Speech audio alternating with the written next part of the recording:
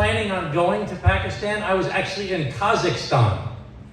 And I was there for a trip with another member of Congress because Kazakhstan is bordered by Russia, it's bordered by China. It's a pretty tough neighborhood. Pakistan's in a pretty tough neighborhood too. If you look at, is the map up here? Oh, okay. So that's a pretty tough neighborhood also. And we went to go visit there. And while I was there, my co-chair of the Pakistani caucus, I serve as the co-chair of the Pakistani caucus in Congress, called me in Kazakhstan and said, I'm going to Pakistan, will you come? And quite frankly, I was exhausted. I wanted to come home and see my family, but I knew that I had to go to Pakistan because I have so many friends from the Pakistani American community that have always supported me. And I knew that I had to show my support for all of you. And the Consul General made such a beautiful speech before, but she talked about the money that's come from the United States already. The United States was the first and has made the biggest contribution so far, and we are going to keep on pushing for more contributions to be made to help our Pakistani friends during this time of need. This Tuesday, I'll be speaking with the State Department, with someone from the State Department who just visited Pakistan. On Wednesday, I'll be meeting with the Foreign Minister, Budo Zardari, and we will be introducing some legislation also to try and encourage more money. And I don't know if the legislation will get passed, but we're going to do everything we can to keep on pushing the U.S. government to do more to help our Pakistani friends. Everybody in this room knows that we've been through a lot of ups and downs over the years in the Pakistani-American relationship. But, you know, that's like a marriage, okay? And sometimes it's good, sometimes it's not so good, but you got to stick together no matter what. I've told many of you before, my grandfather used to give speeches at the family weddings. And he'd say, "Que cosa matrimonio?" He'd say, what is marriage? Is marriage like a long journey with a lot of ups and a lot of downs? But that's okay, because in life, non ci sono rose senza spine. You can't have a rose without the thorns. So we've had plenty of thorns.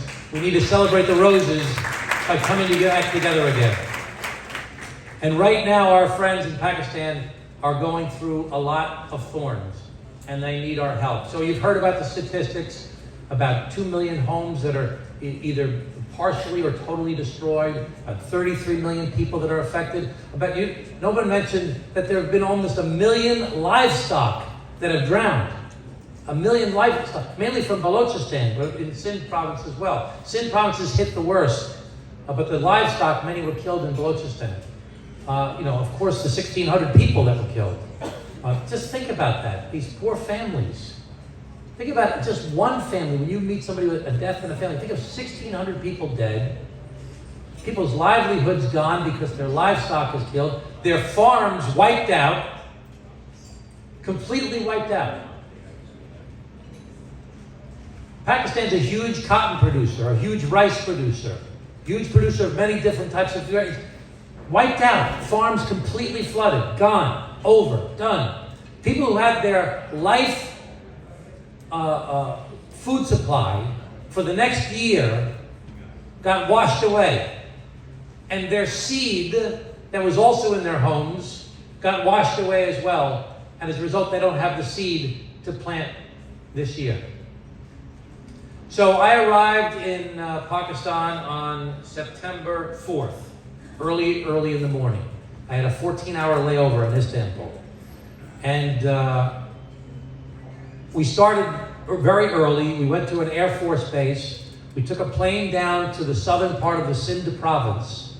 And we took a helicopter from the Bolari Air Force Base. Has anybody ever heard of the Bolari Air Force Base? Is anyone from Sindh province here? Anyone from Sindh province? Raise your hand. Anyone from Balochistan? Anyone from Punjab? Yeah. Oh, now I know where you're all from. So we went down there and we flew in a helicopter from the very southern part of the Sindh province. And we literally flew for an hour and saw an area that looked like a lake the entire time. For an hour, 100 miles, 200 kilometers. And we flew to a place called Dadu, which is a little bit higher elevation, where people from all throughout the area were brought to. You would see, let me see what else let me see what picture, I don't know what pictures have you been showing pictures up here already? Let me just show you, this is the Bellari Air Force Base. This is me along with the Congresswoman Sheila Jackson Lee with the flower jacket there, and the U.S. Ambassador to Pakistan, along with military officials from the Army and the Air Force. Let's see what other pictures we have. This is us at visiting of one of the, I forget what that location is. That may be at the parliamentary building. What's the next one? This is the delegation. This guy on the left, Al Green from Texas, Sheila Jackson Lee is my co-chair, me and the ambassador. Al didn't come until the next day. This is at Dadu, where we were they gave us a great briefing on what they were doing. You know, it's very important to understand that there was rains that started back in June, and there was melting of glaciers that started because of the heat. And that was not the problem. I mean, that started some flooding. It began. But it was really when in places like the Sindh province and the Balochistan, they had a 400% increase in their rainfall over a very short period of time. And that water is not draining away. It's standing water. So not only were people's homes destroyed, not only have people been evacuated from their homes, but now the standing water is there and mosquitoes are there. So people are getting malaria and dengue fever. And there's no drinking water available, but people are drinking and they're getting dysentery as a result. So when they talk about their needs, they talk about shelter as number one. The U.S. has provided hundreds of thousands of tents already. The great thing about what's happening here tonight, you talk about doing something more permanent. But they need shelter, they need food, and they need medicine, especially for the malaria and the dengue fever and for the dysentery. Let me just show you the other photo. This is me with the second day. We met with a whole bunch of elected officials. This is the Prime Minister, as I'm sure you all know. This is the Foreign Minister. This was back at the Air Force Base. Is that the end? Okay. And you don't have any of the videos? I'll pull it up. You can pull one of the videos so I can just show what it looks like from up in the air. So this is really a big problem. And climate change is very much responsible for this. And even though Pakistan is the 5th largest population of any country in the world, it's not a huge contributor to the greenhouse gases that cause climate change. Now, the fact that much of Pakistan has been deforested, all the trees have been cut down, 80% of the forests have been cut down since 75 years ago.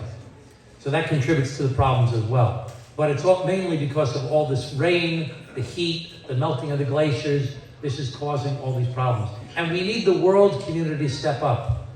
You hear the United States has put up a lot of this money so far, but of the 160 million, we're only up to, what was the percentage you said, 37%. So we really need other countries, think directly to the north of Pakistan, who we really need them to help contribute to this effort. And we need the U.S. to try and do more as well. And I'm going to keep on arguing that we have to do more. I had some wonderful meetings with people. I met with the chief of staff of the Army. I met with the Speaker of the Assembly. I met with the Chairman of the Senate.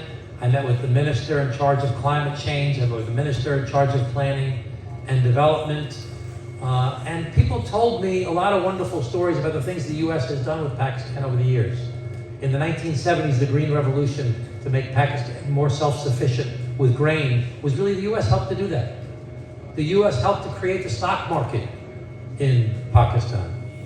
There are so many different, okay, I don't know, can we hear that? Now look at this. These are people's homes that are completely underwater. This is on our way to Dadu.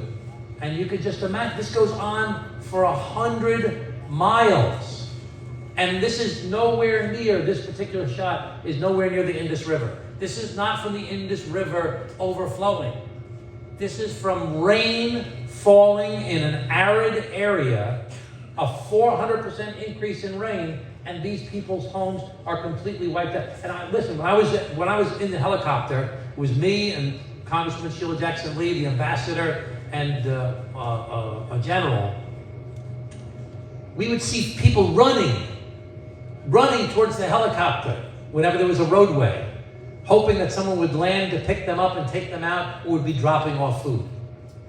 So don't, I think it was the original speaker, the MC tonight, who talked about it.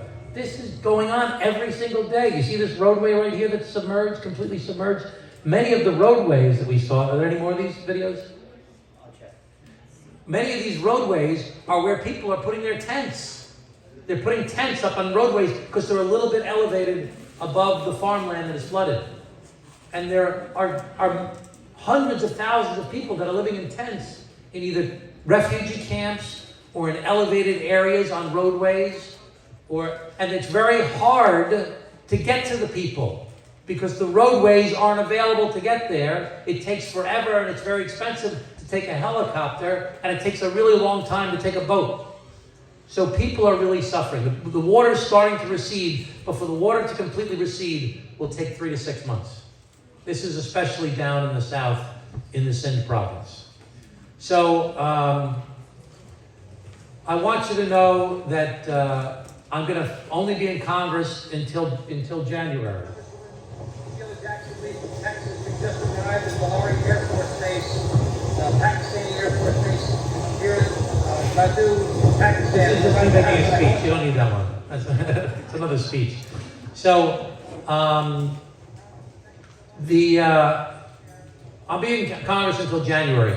I promise you that I will continue to try and bring attention to this in the halls of Congress, so people pay attention, and hopefully out of this tragedy will come a rekindling of the relationship between the United States of America and the Pakistani people, so that we can try and enhance this relationship back to when it was a positive relationship again.